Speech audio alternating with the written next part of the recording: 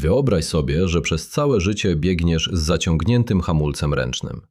Pracujesz, uczysz się, masz dobre pomysły, podejmujesz kolejne próby, a mimo to za każdym razem kończysz mniej więcej w tym samym miejscu. Może zarabiasz więcej niż 5 lat temu, może masz lepszą pracę, może nawet inni uważają, że świetnie sobie radzisz, ale w środku masz dziwne uczucie. Jakby istniała jakaś niewidzialna granica, której nie potrafisz przekroczyć. I najdziwniejsze jest to, że ta granica nie znajduje się na koncie bankowym, nie znajduje się na rynku, nie znajduje się w gospodarce. Ona znajduje się w tobie. Carl Gustav Jung powiedział kiedyś coś, co do dziś wywołuje dreszcze. Dopóki nie uświadomisz sobie tego, co nieświadome, będzie ono kierowało twoim życiem, a ty nazwiesz to losem. Większość ludzi słyszy ten cytat i myśli, że dotyczy emocji, relacji, traum. Ale bardzo niewielu zauważa, że dotyczy również pieniędzy, bo pieniądze same w sobie nie mają żadnej emocji. To człowiek nadaje im znaczenie. Dla jednych oznaczają wolność, dla innych bezpieczeństwo, dla jeszcze innych poczucie winy. I właśnie tutaj zaczyna się historia, o której prawie nikt nie mówi. Nie chodzi o to, ile zarabiasz. Chodzi o to, ile twój umysł uważa za normalne. Jeżeli nieświadomie uznałeś, że bogactwo jest niebezpieczne, to nawet gdy życie poda ci wielką szansę, znajdziesz sposób, żeby ją odrzucić. Nie dlatego, że jesteś leniwy, nie dlatego, że nie zasługujesz, ale dlatego, że twój wewnętrzny system ochronny uzna, że przekraczasz granice bezpieczeństwa. I właśnie dlatego na końcu tego filmu poznasz jedno krótkie zdanie. Nie jest to zaklęcie, nie jest to afirmacja w stylu „jestem milionerem”. To zdanie działa zupełnie inaczej. Nie próbuje przekonać świata. Próbuje przekonać tę część ciebie, która od lat podejmuje decyzje za twoimi plecami. Ale zanim je poznasz, musisz zrozumieć jedną rzecz. Bo jeśli jej nie zrozumiesz, to wypowiesz te słowa i nic się nie zmieni. Jeżeli kiedykolwiek miałeś wrażenie, że pieniądze pojawiają się w twoim życiu tylko na chwilę, napisz teraz w komentarzu jedno słowo – gotowy. To będzie małe przypomnienie dla ciebie samego, że od tego momentu zaczynasz patrzeć głębiej. A jeśli interesuje cię psychologia Junga, siła podświadomości i praktyczne sposoby rozumienia własnego umysłu, zostaw subskrypcję. Co tydzień pojawia się tutaj materiał, który pomaga spojrzeć na siebie z zupełnie innej perspektywy. Zacznijmy od prostego eksperymentu. Wyobraź sobie dwie osoby. Obie mają dokładnie taki sam talent, taką samą wiedzę, taką samą ilość czasu. Dostają identyczną szansę na rozwój. Po 5 latach jedna prowadzi własną firmę, druga wciąż mówi: jeszcze nie jestem gotowy. Dlaczego? Większość ludzi odpowie, bo pierwsza była bardziej odważna, bardziej zdyscyplinowana, miała więcej szczęścia. A Jung powiedziałby coś zupełnie innego. Powiedziałby: pierwsza osoba miała inne przekonania, ukryte w nieświadomości. To właśnie tam rodzą się decyzje, które później wydają nam się całkowicie racjonalne. Myślimy: nie kupię tego kursu, nie założę firmy, nie poproszę o podwyżkę, i tak mi się nie uda. Brzmi logicznie, ale bardzo często logika pojawia się dopiero po decyzji. Najpierw działa nieświadomość, dopiero później świadomość wymyśla uzasadnienie. To trochę tak, jakby kierowca siedział na miejscu pasażera i był przekonany, że prowadzi samochód. Tak naprawdę kierownicę trzyma ktoś inny. Jung nazwał tę ukrytą część psychiki cieniem. Większość ludzi uważa, że cień oznacza tylko nasze złe strony. Gniew, zazdrość, lęk. Ale cień jest znacznie bardziej podstępny.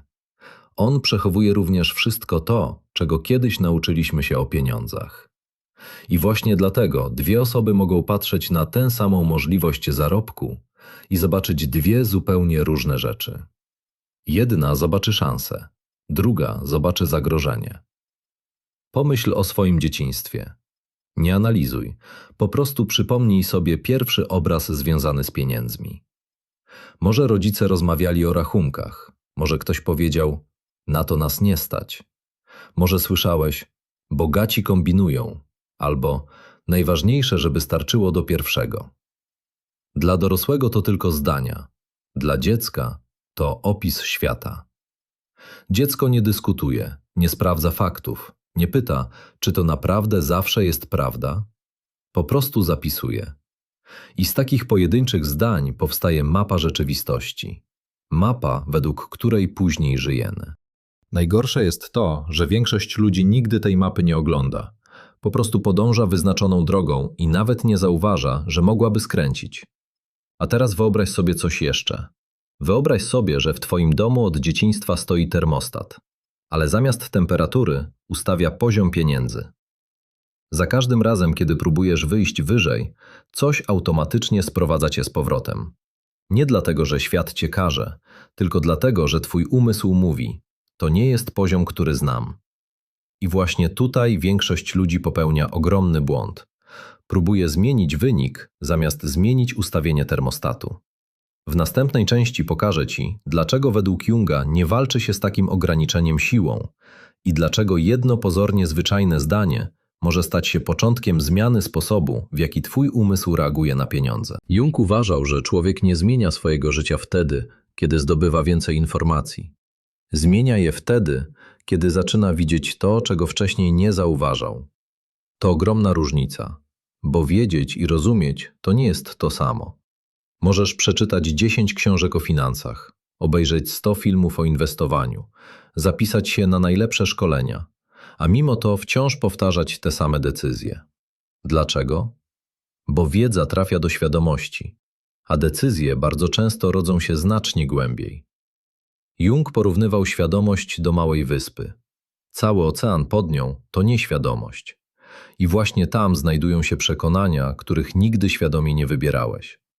Nie powiedziałeś kiedyś jako dziecko: postanawiam bać się bogactwa. To wydarzyło się znacznie subtelniej, małymi krokami, codziennymi sytuacjami, tonem głosu, atmosferą w domu, jednym spojrzeniem rodziców, kiedy przyszła kolejna faktura, jednym westchnieniem, jednym zdaniem. Czasem wystarczyło usłyszeć: nie wychylaj się. To zdanie mogło dotyczyć szkoły, ale twoja psychika zapisała je jako uniwersalną zasadę życia. Nie wychylaj się, nie pokazuj sukcesu, nie zarabiaj za dużo, nie bądź inny, bo jeśli będziesz inny, zostaniesz odrzucony. I właśnie tutaj pojawia się coś, co Jung uważał za niezwykle ważne. Nasza psychika ponad wszystko ceni przynależność. Dla dziecka akceptacja rodziny oznaczała przetrwanie. Dlatego tak wiele dawnych przekonań zostaje z nami przez całe dorosłe życie. Nie dlatego, że są prawdziwe, tylko dlatego, że kiedyś dawały poczucie bezpieczeństwa. Spróbuj przypomnieć sobie moment, w którym miałeś naprawdę dobrą okazję. Nie musi chodzić o miliony. Może ktoś zaproponował ci współpracę. Może mogłeś rozpocząć własny projekt. Może miałeś pomysł, który później zrealizował ktoś inny. Co wtedy usłyszałeś w swojej głowie? To bardzo ważne pytanie, bo większość ludzi myśli, że podejmuje decyzje. Tymczasem bardzo często jedynie słucha wewnętrznego komentarza. To się nie uda. Jeszcze za wcześnie. Ludzie będą się śmiać. To nie dla takich jak ja. Zwróć uwagę. Ten głos brzmi tak naturalnie, że wydaje się twoim własnym. Ale czy na pewno? Czy naprawdę urodziłeś się z przekonaniem, że nie zasługujesz na więcej? Czy noworodek zna pojęcie sukcesu? Czy wie, co oznacza bogactwo? Oczywiście, że nie. To znaczy, że ktoś musiał zapełnić tę pustą kartkę. Nieświadomie, bez złych intencji. Po prostu przekazując własny sposób patrzenia na świat. Jung mówił o cieniu nie dlatego, żebyśmy z nim walczyli. Wręcz przeciwnie. Twierdził, że największym błędem jest wypieranie tej części siebie, bo wszystko, co wypieramy, zyskuje nad nami jeszcze większą władzę. Wyobraź sobie piłkę, którą próbujesz zanurzyć pod wodą. Im mocniej naciskasz, tym większą siłą wyskakuje na powierzchnię. Dokładnie tak działa wiele naszych przekonań. Jeżeli próbujesz je zagłuszyć pozytywnym myśleniem, one nie znikają, one tylko czekają. Aż będziesz zmęczony, aż zwątpisz, aż pojawi się trudniejsza sytuacja i wtedy wracają. Dlatego Jung proponował zupełnie inne podejście. Nie walcz, rozpoznaj, nazwij, zobacz. Bo coś, co zostaje zauważone, przestaje kierować tobą z ukrycia. Pomyśl o człowieku, który całe życie powtarza: ja po prostu nie umiem zarabiać pieniędzy. To zdanie brzmi niewinnie, ale w rzeczywistości jest bardzo niebezpieczne. Dlaczego? Bo nie opisuje jednej sytuacji. Ono opisuje tożsamość. A kiedy człowiek utożsamia się z takim przekonaniem, każda porażka staje się jego potwierdzeniem. Nie wyszedł biznes? Wiedziałem. Nie dostałem podwyżki? To przecież normalne. Nie sprzedałem produktu? Mówiłem, że się do tego nie nadaje. I nagle cały świat zaczyna wyglądać tak, jakby udowadniał, że miałeś rację. Nie dlatego, że świat się zmienił, ale dlatego, że twój umysł zaczął zauważać tylko to, co pasuje do starej historii. To właśnie miał na myśli Jung, mówiąc o nieświadomości. Nie ona tworzy rzeczywistość w magiczny sposób. Ona wpływa na to, co dostrzegasz, czego unikasz i jakie decyzje podejmujesz. A decyzje, powtarzane przez lata, budują życie. I tutaj dochodzimy do najciekawszego momentu. Bo jeśli niewidzialny limit bogactwa został zbudowany przez słowa, to czy słowa mogą również rozpocząć jego zmianę? Większość ludzi odpowie, to niemożliwe. Ale problem polega na tym, że od dzieciństwa słowa zmieniały cię każdego dnia. Jedne odbierały odwagę, inne budowały poczucie wartości. Jeszcze inne sprawiały, że wierzyłeś w siebie bardziej. Słowa same w sobie nie mają mocy. Moc ma znaczenie, które im nadajesz. I właśnie dlatego za chwilę pokażę ci jedno krótkie zdanie. Nie po to, żebyś w nie uwierzył, ale po to, żebyś zaczął prowadzić zupełnie inny dialog z własnym umysłem. Bo być może największym ograniczeniem nie jest brak pieniędzy. Być może największym ograniczeniem jest historia, którą od lat opowiadasz samemu sobie. Jest pewne pytanie, którego większość ludzi nigdy sobie nie zadaje. A szkoda, bo odpowiedź na nie potrafi zmienić sposób patrzenia na całe życie. To pytanie brzmi, komu właściwie próbuję coś udowodnić? Brzmi prosto, ale zatrzymaj się nad nim na chwilę. Ile decyzji finansowych naprawdę podejmujesz dla siebie, a ile po to, żeby zasłużyć na czyjąś akceptację? Kupujemy rzeczy, których nie potrzebujemy. Pracujemy w miejscach, których nie lubimy. Zostajemy w sytuacjach, które od dawna przestały nam służyć. Nie dlatego, że nie mamy wyboru, ale dlatego, że gdzieś głęboko boimy się jednej rzeczy – oceny. Jung uważał, że człowiek nosi dwie twarze. Jedną pokazuje światu, drugą ukrywa. Tę pierwszą nazwał personą. Persona jest potrzebna. Dzięki niej funkcjonujemy w społeczeństwie. Jesteśmy uprzejmi, profesjonalni, odpowiedzialni. Ale problem zaczyna się wtedy, kiedy zaczynamy wierzyć, że persona jest nami. Bo wtedy całe życie staje się przedstawieniem i nawet sukces zaczyna być grą. Nie pytamy już, czego naprawdę chce. Zaczynamy pytać, co zrobi człowiek, którego inni uznają za odnoszącego sukces. To subtelna różnica, ale właśnie ona potrafi odciąć człowieka od własnej intuicji. Wyobraź sobie dwie osoby. Pierwsza marzy o własnym biznesie, ale zostaje na etacie, bo tak będzie rozsądniej. Druga od lat chce zmienić zawód, ale ciągle odkłada decyzję, bo co powiedzą inni? Na pierwszy rzut oka wygląda to jak ostrożność. W rzeczywistości bardzo często jest to lęk, nie przed porażką, przed zmianą własnej tożsamości. Bo każda większa zmiana finansowa wymaga odpowiedzi na pytanie, kim stanę się, jeśli naprawdę odniosę sukces? To pytanie wydaje się dziwne. Przecież każdy chce zarabiać więcej. Naprawdę? Jeżeli tak, to dlaczego tak wielu ludzi rezygnuje w ostatnim momencie? Dlaczego odkłada ważne decyzje? Dlaczego perfekcyjnie przygotowuje się miesiącami, zamiast po prostu zacząć? To zjawisko psychologowie nazywają czasem autosabotażem. Jung powiedziałby raczej, to konflikt pomiędzy świadomością a tym, co ukryte. Jedna część ciebie chce iść naprzód, druga boi się, że utraci wszystko, co zna. Wyobraź sobie wspinacza. Przez lata mieszka w dolinie. Tam zna każdą ścieżkę, każde drzewo, każdy kamień. Pewnego dnia zaczyna wspinać się na górę. Im wyżej wchodzi, tym piękniejszy staje się widok, ale jednocześnie coraz mniej znajome jest otoczenie. I właśnie wtedy pojawia się pokusa – zawrócić. Nie dlatego, że góra jest zła, dlatego, że dolina jest znajoma. Nasz umysł działa bardzo podobnie.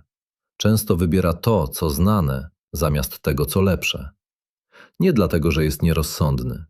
Dlatego, że przez tysiące lat znajome oznaczało bezpieczne. I nawet dziś ten mechanizm wciąż w nas działa. Jung wielokrotnie podkreślał, że rozwój człowieka zaczyna się wtedy, kiedy przestaje on uciekać od własnego wnętrza. To nie jest łatwe, bo znacznie prościej powiedzieć: świat jest niesprawiedliwy, niż zapytać: jakie przekonanie we mnie sprawia, że ciągle trafiam w podobne sytuacje. To pytanie nie ma na celu obwiniania siebie. Wręcz przeciwnie, ma odzyskać wpływ. Bo jeśli wszystko zależy wyłącznie od świata, to jesteś bezsilny. Ale jeśli część odpowiedzi znajduje się w tobie, to oznacza, że możesz coś zmienić. I to jest dobra wiadomość. Spróbuj przypomnieć sobie sytuację, w której osiągnąłeś coś ważnego. Może dostałeś lepszą pracę. Może pierwszy raz zarobiłeś więcej niż zwykle. Może udało ci się zakończyć trudny projekt. Co czułeś zaraz potem? Radość? Dumę? A może niepokój? To bardzo częste, bo kiedy nasze życie zaczyna wykraczać poza to, co uznawaliśmy za normalne, pojawia się wewnętrzny opór. Nie dlatego, że sukces jest zły, dlatego, że jest nowy. A ludzki mózg ostrożnie podchodzi do wszystkiego, co nowe. To właśnie dlatego sama motywacja zwykle nie wystarcza. Można przez kilka dni czuć ogromny zapał, a później wrócić do dawnych schematów. Nie dlatego, że zabrakło charakteru, ale dlatego, że nie zmienił się wewnętrzny dialog. I właśnie tutaj dochodzimy do najważniejszego momentu tego filmu. Bo istnieje jedno zdanie. Nie po to, żeby przekonać świat. Nie po to, żeby udawać pewność siebie.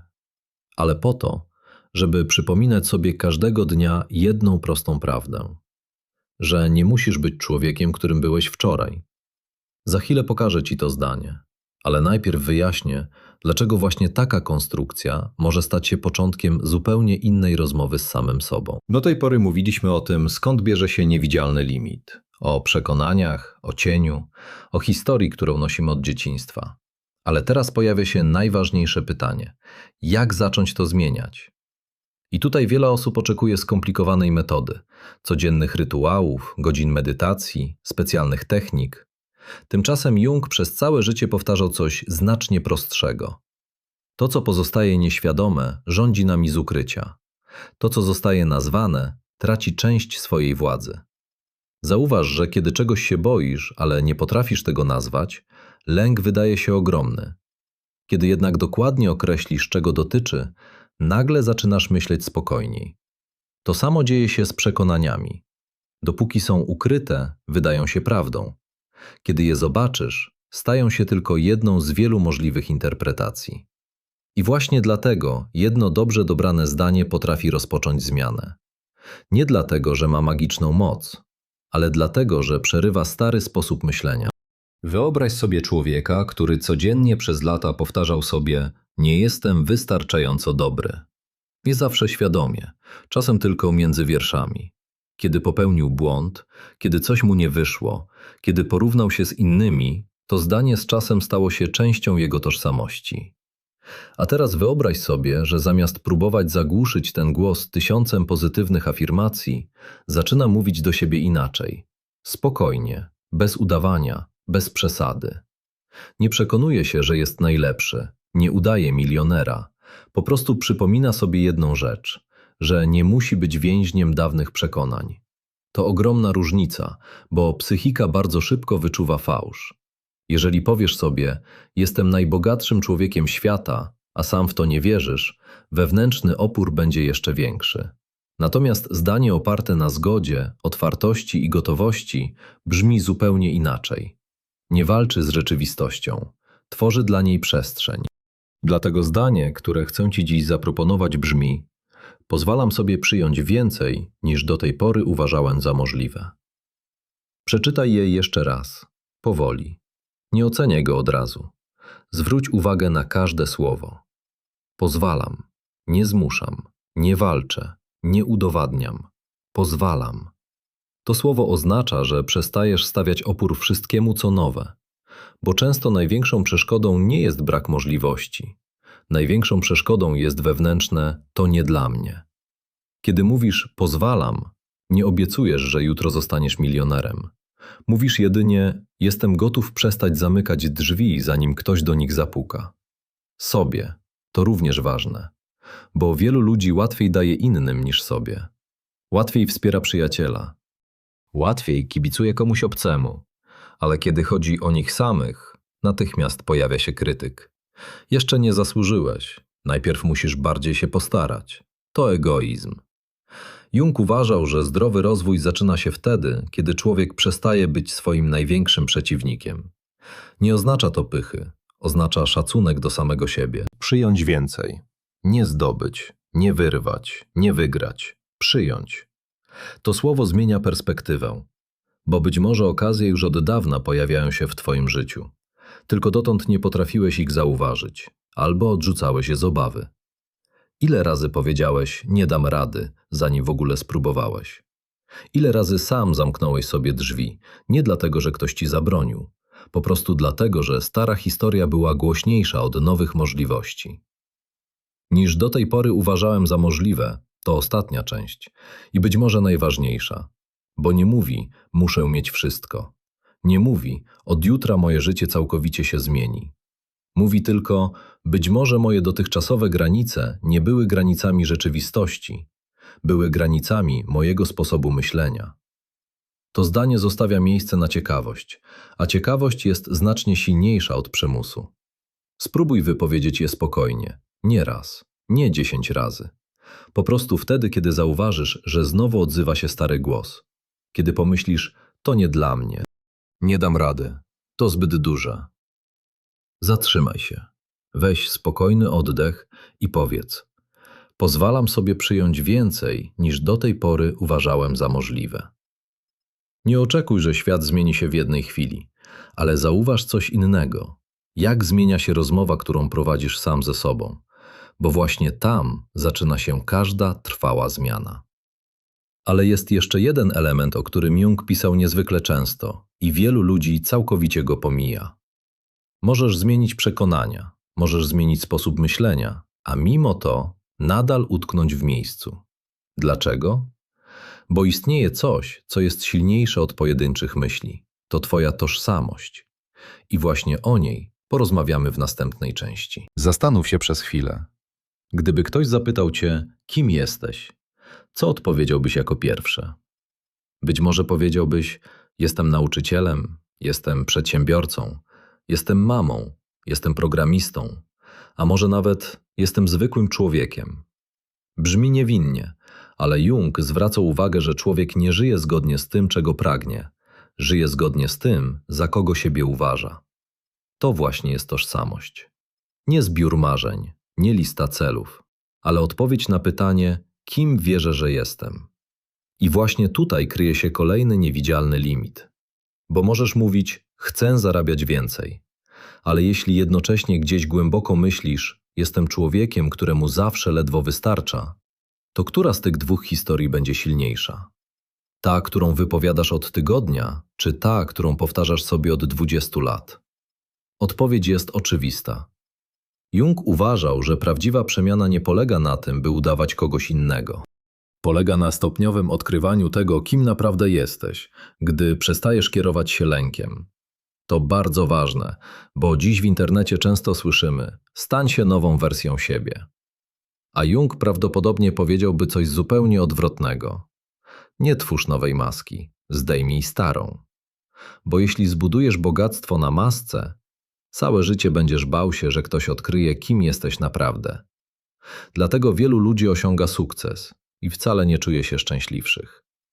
Z zewnątrz wszystko wygląda idealnie. Dom, samochód, podróże. Ale w środku ciągle żyją z przekonaniem: to zaraz się skończy. Ktoś odkryje, że nie jestem wystarczająco dobry. To tylko kwestia czasu. To nie jest problem pieniędzy, to problem tożsamości. Psychologowie nazywają to czasem syndromem oszusta. Ale Jung spojrzałby głębiej.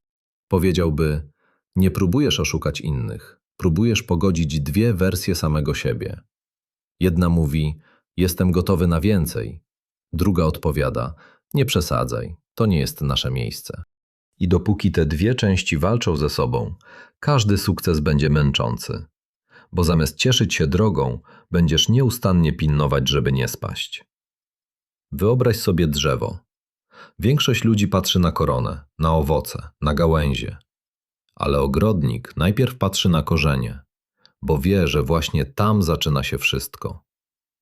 Pieniądze są jak owoce, widoczne, łatwe do policzenia.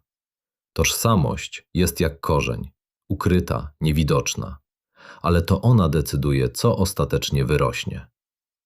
Jeżeli korzenie są zdrowe, drzewo z czasem wyda owoce. Jeżeli korzenie są chore, malowanie liści niczego nie zmieni. I właśnie dlatego nie warto zaczynać od pytania, jak zarobić więcej. Znacznie lepsze jest inne. Jakim człowiekiem muszę się stać, żeby większe pieniądze były dla mnie czymś naturalnym? Zauważ różnicę. Nie chodzi o udawanie, nie chodzi o granie bogatego. Chodzi o rozwijanie cech, które pozwalają spokojnie unieść większą odpowiedzialność. Bo bogactwo nie zmienia człowieka. Bardzo często jedynie pokazuje to, co już było w środku.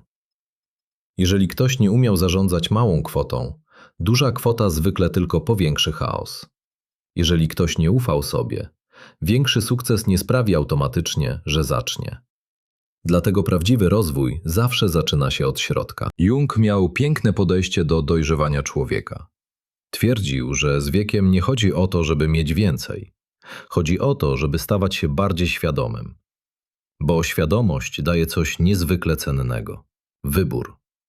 Przestajesz działać automatycznie. Zaczynasz zauważać moment, w którym stary schemat próbuje przejąć kontrolę. I właśnie wtedy pojawia się przestrzeń. Kilka sekund, kilka spokojnych oddechów i decyzja. Czy znowu zrobię to samo, czy tym razem wybiorę inaczej? To może wydawać się drobiazgiem, ale właśnie z takich drobiazgów buduje się nowe życie. Nie z jednego wielkiego przełomu, tylko z setek małych decyzji podejmowanych bardziej świadomie niż wczoraj. Za chwilę pokażę Ci prostą praktykę inspirowaną myśleniem Junga, która zajmuje zaledwie kilka minut dziennie, a pomaga zauważyć własne ograniczające przekonania, zanim zaczną kierować Twoimi decyzjami. I być może właśnie ten prosty nawyk okaże się ważniejszy niż kolejna książka o pieniądze. Większość ludzi szuka odpowiedzi na zewnątrz. Nowej strategii, nowego kursu, lepszej pracy, kolejnego sposobu na zwiększenie dochodów. I nie ma w tym nic złego. Problem pojawia się dopiero wtedy, kiedy próbujemy zmienić życie bez zmiany sposobu, w jaki każdego dnia rozmawiamy sami ze sobą. Jung uważał, że człowiek rozwija się nie tylko poprzez działanie, rozwija się również poprzez obserwację. Obserwację własnych myśli, własnych reakcji, własnych emocji. Bo nie możesz zmienić czegoś, czego nawet nie zauważasz. Chciałbym zaproponować Ci bardzo prostą praktykę. Nie zajmuje godziny, nie wymaga specjalnych umiejętności, nie potrzebujesz żadnych aplikacji. Potrzebujesz jedynie kilku minut ciszy, najlepiej wieczorem, kiedy dzień powoli dobiega końca. Usiądź wygodnie, odłóż telefon, weź kartkę albo otwórz notatnik i odpowiedz sobie na 3 pytania. Pierwsze. Co dziś pomyślałem o pieniądzach? Nie oceniaj odpowiedzi, po prostu zapisz pierwszą myśl. Może będzie pozytywna, może nie. To nie ma znaczenia, liczy się szczerość. Drugie pytanie. Co dziś zrobiłem z powodu strachu? Może nie wysłałeś wiadomości, może nie zapytałeś o warunki współpracy, może zrezygnowałeś z pomysłu jeszcze zanim go sprawdziłeś. Nie chodzi o wielkie rzeczy. Największe zmiany często zaczynają się od najmniejszych decyzji. I trzecie pytanie. Czy ta reakcja należy do mnie, czy do mojej starej historii? To pytanie potrafi zatrzymać automatyczne myślenie, bo nagle zaczynasz widzieć, że nie każda myśl jest prawdą. Nie każda emocja musi decydować o Twoim kolejnym kroku. Wyobraź sobie, że przez lata nosiłeś okulary z lekko przyciemnionymi szkłami. Po pewnym czasie przestajesz zauważać, że świat wygląda przez nie inaczej. Uważasz, że taki właśnie jest. Dopiero kiedy zdejmiesz okulary, orientujesz się, że kolory zawsze były bardziej intensywne.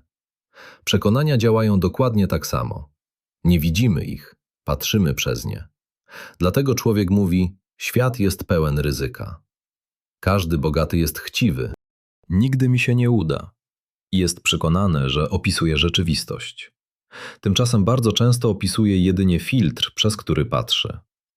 Jung zachęcał, aby od czasu do czasu zadać sobie jedno bardzo niewygodne pytanie.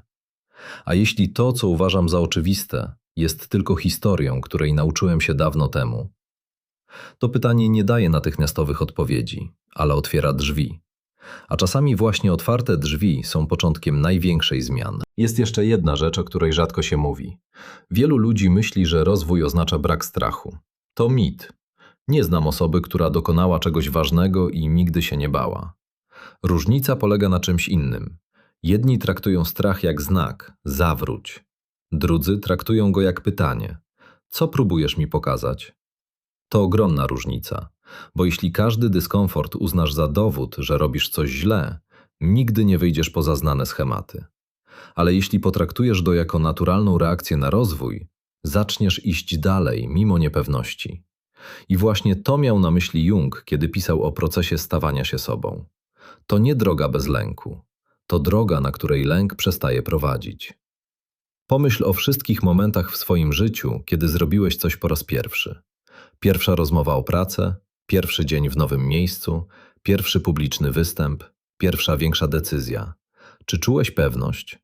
Prawdopodobnie nie, a jednak zrobiłeś krok. Dzisiaj wiele z tych rzeczy wydaje ci się zupełnie normalnych. Dlaczego? Bo twój umysł oswoił nową rzeczywistość. To pokazuje coś bardzo ważnego. Granice, które dziś wydają się nieprzekraczalne, jutro mogą stać się czymś zwyczajnym. Nie dlatego, że świat się zmieni, ale dlatego, że zmieni się człowiek, który na ten świat patrzy. I właśnie dlatego zdanie, które usłyszałeś wcześniej, nie ma działać jak zaklęcie. Ma być przypomnieniem. Przypomnieniem, że nie jesteś skazany na historię napisaną wiele lat temu. Że możesz ją przeczytać jeszcze raz, zrozumieć i dopisać kolejny rozdział. Ale zanim zakończymy, chcę zostawić ci jedną myśl, która według mnie najlepiej podsumowuje podejście Junga do rozwoju i pieniędzy. To być może najważniejsza część całego filmu. Na koniec chcę zostawić cię z jedną historią. Wyobraź sobie człowieka, który przez całe życie mieszkał w domu z bardzo niskim sufitem. Od dziecka nauczył się chodzić lekko pochylony. Z czasem przestał to nawet zauważać. To stało się naturalne. Pewnego dnia przeprowadza się do nowego domu. Sufit jest wysoki. Może wyprostować plecy. Może swobodnie podnieść głowę. Ale nadal chodzi zgarbiony. Dlaczego? Przecież ograniczenie zniknęło. Bo zniknęło z otoczenia, nie z jego pamięci. I właśnie tak działa wiele naszych ograniczeń. Dawna sytuacja już nie istnieje. Dawni ludzie często nie mają już wpływu na nasze życie. Świat wygląda zupełnie inaczej niż 20 czy 30 lat temu. A jednak część z nas nadal reaguje tak, jakby nic się nie zmieniło. Nie dlatego, że jesteśmy słabi, nie dlatego, że brakuje nam inteligencji. Po prostu przez lata nauczyliśmy się chodzić pochyleni. Jung wierzył, że największa wolność człowieka zaczyna się wtedy, kiedy zauważa ten odruch. Nie wtedy, kiedy całkowicie znika, ale wtedy, kiedy przestaje być nieświadomy. Bo od tego momentu możesz zdecydować, czy znowu się pochylić, czy powoli zacząć się prostować. Pieniądze są tylko jednym z obszarów życia. Tak naprawdę ten film nigdy nie był wyłącznie o pieniądzach. Był o granicach. O tych niewidzialnych granicach, które nosimy w sobie. Granicach dotyczących miłości, relacji, pracy, poczucia własnej wartości, odwagi i marzeń. Bo człowiek bardzo rzadko zatrzymuje się przez świat. Znacznie częściej zatrzymuje się przez obraz świata, który nosi w swojej głowie. To właśnie próbował pokazać Jung. Największe więzienia często nie mają ścian. Są zbudowane z przekonań. I właśnie dlatego klucz do zmiany nie zawsze znajduje się na zewnątrz. Bardzo często znajduje się wewnątrz. Chciałbym, żebyś po obejrzeniu tego filmu nie zapamiętał jednego cytatu, ani jednego ćwiczenia, ani nawet tego zdania, o którym dziś rozmawialiśmy. Chciałbym, żebyś zapamiętał coś znacznie prostszego. Za każdym razem, kiedy złapiesz się na myśli, to nie dla mnie. Zatrzymaj się i zapytaj siebie, czy to jest fakt, czy tylko historia, którą opowiadam sobie od lat. To pytanie może być początkiem wszystkiego, bo historia nie jest wyrokiem. Historię można przepisać. Nie w jeden dzień, Nie w tydzień, ale krok po kroku, decyzja po decyzji, myśl po myśli. I pamiętaj, bogactwo nie zaczyna się na koncie bankowym. Zaczyna się w chwili, kiedy przestajesz wierzyć, że istnieje niewidzialny sufit, którego nie wolno ci przekroczyć. Bo być może przez cały ten czas problem nie polegał na tym, że świat dawał ci za mało. Być może problem polegał na tym, że sam nie pozwalałeś sobie przyjąć więcej. A kiedy zmienia się sposób, w jaki patrzysz na siebie, zaczyna zmieniać się również sposób, w jaki odpowiadasz na okazje, które życie stawia na twojej drodze. I właśnie od takich, pozornie niewielkich zmian, zaczynają się największe przemiany. Jeżeli ten film skłonił cię do refleksji, zostaw łapkę w górę. Dzięki temu YouTube pokaże ten materiał osobom, które być może właśnie dziś potrzebują usłyszeć te słowa. A teraz mam do ciebie jedno pytanie. Napisz w komentarzu tylko jedno słowo. Jakie przekonanie o pieniądzach jako pierwsze przyszło ci do głowy podczas oglądania tego filmu? Nie analizuj, nie zastanawiaj się długo, po prostu napisz to pierwsze. Czasami jedno słowo potrafi powiedzieć więcej niż cały długi komentarz. Jeśli interesuje cię psychologia Carla Junga, działanie nieświadomości i praktyczne sposoby rozumienia własnego umysłu, koniecznie zasubskrybuj kanał. W kolejnym materiale porozmawiamy o jednym z najbardziej fascynujących tematów Junga. Dlaczego niektórzy ludzie przez całe życie powtarzają te same błędy, mimo że doskonale wiedzą, jak powinni postąpić? Dziękuję, że byłeś tutaj do końca. Do zobaczenia w następnym filmie.